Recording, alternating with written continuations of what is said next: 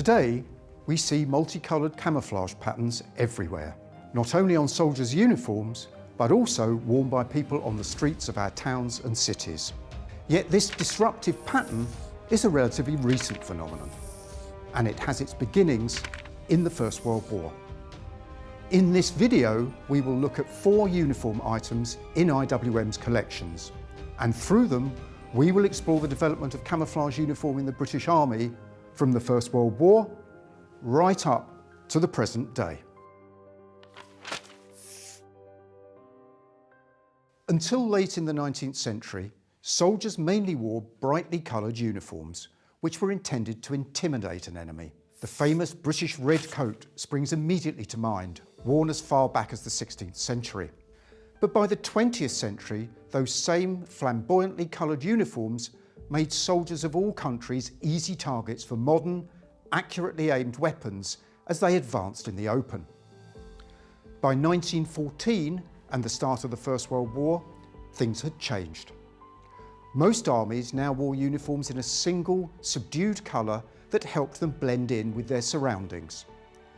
Soldiers from Britain and its empire, for example, usually wore uniforms in variations of khaki, an Urdu word meaning dusty or dust-coloured. The Germans adopted field grey. In 1914, the French army marched off to war wearing their traditional blue jackets and red trousers, or pantalon rouge. These were seen to embody a very French dash and offensive spirit.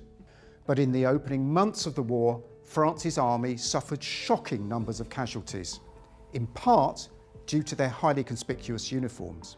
By early 1915, French soldiers, like those of other armies, were wearing a single colour uniform in horizon blue, also known as tricolour grey. Single colour drab uniforms were then the norm for soldiers in the First World War.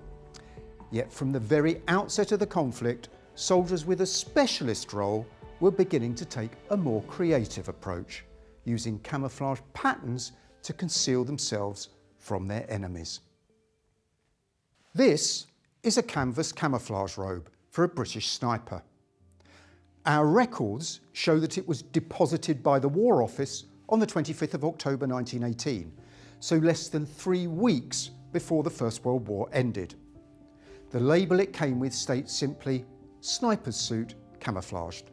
Most importantly, it is a very early example of what we now call disruptive pattern camouflage. You can see that it's been painted in various shades of brown and green, then overpainted with black spots, and finished off with random tufts of dried vegetation. The idea behind this was to disrupt the outline of the sniper wearing it and help them blend in with the local terrain. This would, ultimately, protect them from being spotted by an enemy.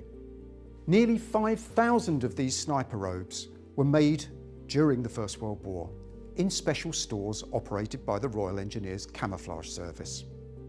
Snipers could get the unpainted garments at these stores and then choose from a range of 20 paint colours with which to devise their own disruptive camouflage schemes. They could then paint the robe to match the terrain in which they would watch and stalk their targets. The robes were teamed with similarly camouflaged gaiters, gloves and rifle covers. Many British snipers were trained in how to adapt their clothing by former Highland gamekeepers and deer stalkers, who also taught them fieldcraft. Some snipers preferred not to paint onto their suit their own camouflage schemes, but to choose a suit off the peg, one that had already been painted with a camouflage pattern under the supervision of L.D. Symington, an army camouflage officer who before the war had been a theatrical designer.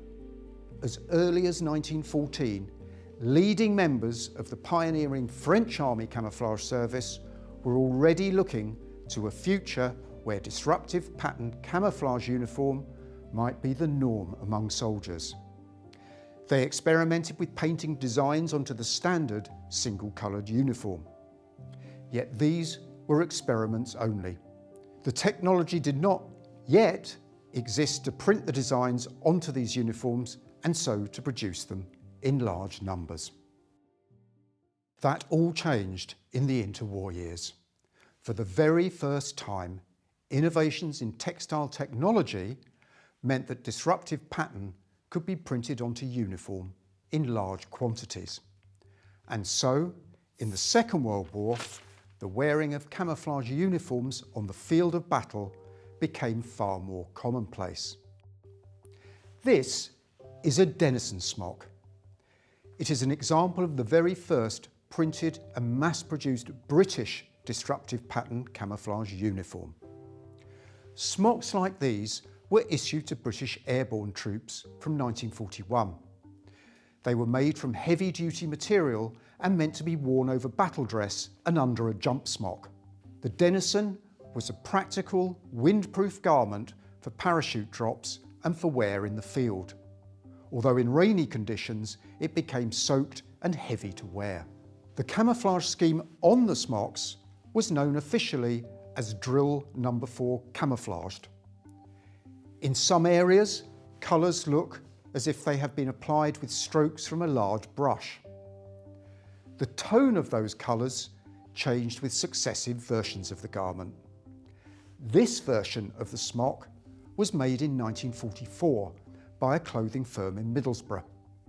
You can see that the disruptive pattern on it consists of irregular areas of dark green and brown on a light green background. This particular colour scheme was designed for the 1944 to 1945 campaign in Northwest Europe, in which airborne forces would play such a key role.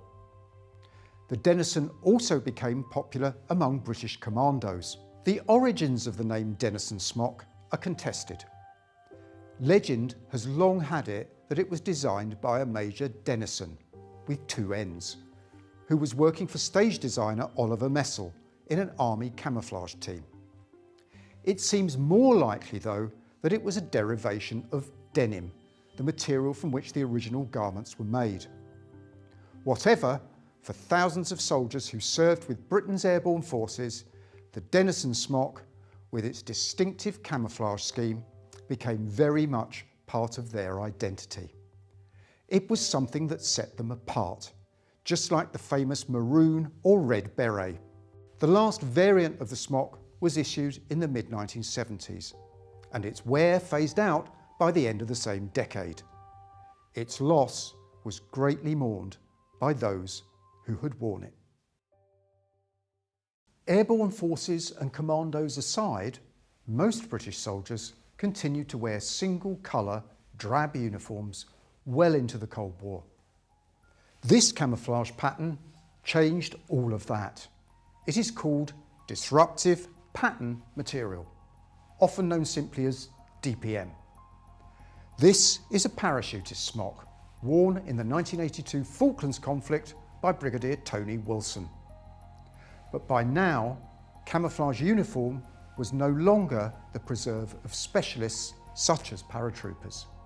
From 1969 onwards, the British Army became the first in the world to kit out all of its service personnel in camouflage uniform, whatever their role, from cavalry to catering units, from infantry to engineers. Camouflage had been democratised, and soon other countries would follow suit with their own designs. DPM was originally produced by asking artists to submit designs, but the eventual choice of this pattern, with its green, brown, beige and black, was left not just to creative intuition. Each design also went through rigorous scientific field testing. DPM was meant to conceal British soldiers in a range of environments: woodland, open fields, even urban environments. So it worked across the majority of areas where British forces were deployed, such as in West Germany, the Falklands and Northern Ireland. Over time, there would be adjustments, both in colour tones and in the shape of the patterns. A tropical version of DPM in richer, brighter colours was also produced in the late 1970s for soldiers serving in places such as Belize and Hong Kong. By the time of the 1990 to 1991 Gulf War, a design for wear in desert or arid terrains had been developed in tones of light khaki and brown. However, very few uniforms in this design had actually been manufactured, and there was a rush to equip the large numbers of British troops who were deployed for the conflict. DPM became recognised and often imitated all over the world. But in 2009, Britain's Ministry of Defence announced that this classic camouflage scheme would, after over 40 years, be phased out. Its replacement, this multi-terrain pattern, MTP, and it is still worn by the British Army today. This MTP combat shirt was worn by Lieutenant Colonel Tanya Kuberson in 2011. She served as a Royal Army Medical Corps plastic surgeon at Camp Bastion's Role 3 Hospital in Afghanistan. Multi-terrain pattern was developed during and for the conflict in Afghanistan, where there was a diversity of landscapes, from desert to woodland, from mountains to built-up areas. The advantage of MTP is that it was effective in all of these environments and in all seasons. In-depth scientific research went into MTP, including digital modelling, photographic evaluation, field testing and feedback from soldiers. The colours are based on an American design, although the pattern itself was based upon DPM. By 2013, multi-terrain pattern had replaced all DPM uniforms. There was and is also an economic benefit to it. Having just one pattern streamlines manufacture and supply. Unlike in the Gulf War, for example, today's army commanders can be confident that their soldiers can be deployed rapidly without shortages of the right uniform for the right type of terrain in which they will be fighting. Today, camouflage is not just confined to the armed forces. Many of us now wear camouflage patterned jackets, t-shirts and hats, not to conceal ourselves, but to stand out in. Bands like The Clash and Public Enemy have worn camouflage to deliver songs of protest. In some countries, wearing camouflage clothing is banned because it might cause confusion with or show contempt for actual armies. Wearers face it being confiscated, and it can even lead to fines or imprisonment. For civilians, camouflage clothing has become an object of desire, worn simply because it looks good. As we have seen here, and in the course of little over 100 years, disruptive camouflage schemes have gone from something improvised by a select few soldiers, then to a manufactured marker of military prowess, and finally to a universal symbol of national military identity, and from an art to a science. As for the future of camouflage uniform, scientists are already researching camouflage systems that can change colour and pattern in real time, like a chameleon. They are also looking at how to make soldiers not only invisible to the naked eye, but also to improve resistance to detection by infrared, radar and artificial intelligence surveillance technologies. The quest for the ultimate in battlefield camouflage and concealment is never ending.